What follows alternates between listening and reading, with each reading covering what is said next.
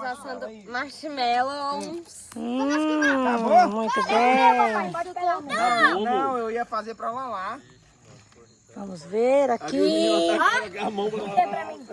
ia fazer um marshmallow pra vocês. Não queima! Fica horrível! Fica cagão! É assim. Gente, ó, vou tirar aqui de dentro pra vocês. É muito satisfatório. Gente, o bom é na brasa, aqui na brasa. Acabou, não tem mais marshmallow. Acabou. Gil, meu! Eu também vou comprar uns 4 sacos. Vixe, Maria, então tem que apagar o fogo, que eu coloquei um saco de carvão aí. Foi. Tu achou que ia durar, né? Ué, mas disse que era 2 sacos que tinha ali, ó. Uau! Tem mais um.